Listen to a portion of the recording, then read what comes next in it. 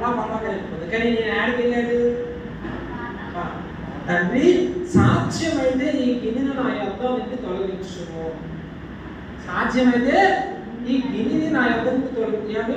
ఒక పరిశుద్ధంగా బతికిన వ్యక్తి పాపం చేయాలంటే చాలా కష్టం. ఒక పాపం ఉన్న వ్యక్తి పరిశుద్ధం బతకాలన్నా కూడా చాలా కష్టం. ఈ రెండు అయినా అవన పని. పరిశుద్ధంగా జీవించే వ్యక్తి పాపం చేయాలంటే చాలా కష్టం, అది చేయలేడు, చనిపోతాడు. అలాగే పాపంలో జీవించే వ్యక్తి పరిశుద్ధంగా బతకాలన్నా కూడా చాలా కష్టం. ఇప్పుడు ఈయన పరిశుద్ధుడు. తండ్రి సాధ్యమైతే ఈ గిన్నె నా యొద్ద నుంచి తొలగించు. యెషయా రాయబడుతుంది, ఆయన అందరి వ్యసనాన్ని భరించాడు, అందరి బలహీనతను భరించాడు. సర్వలోక మానవాళి పాపాలన్నీ ఆ గిన్నెలో పోసి నువ్వు తాగాలి. ఏమన్నాడు? నువ్వు తాగు అన్నాడు. ఎలా తాగుతాడు ఎవరైనా? ఇప్పుడు కుమారుని తీసుకెళ్ళి దూకండి, ఎవరు దూకుతారా? చచ్చిపోతారా? ఊరికో నువ్వే చచ్చిపోమంటారా? లేదా పాపం చేయమని చేస్తారా? నువ్వు తండ్రివే, నువ్వు మనిషివేనా అన్నాడు. మనమే అడుగు. అరే కుమారుని తీసుకెళ్ళి మందు షాప్ తీసుకెళ్ళి మందు తండ్రివేనా అంటావా? నువ్వే తండ్రిలో బాబు అంట.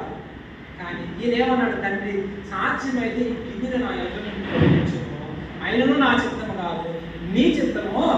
ఇప్పుడు ప్రపంచ మానవ పాపాలని ఏం చేశాడు?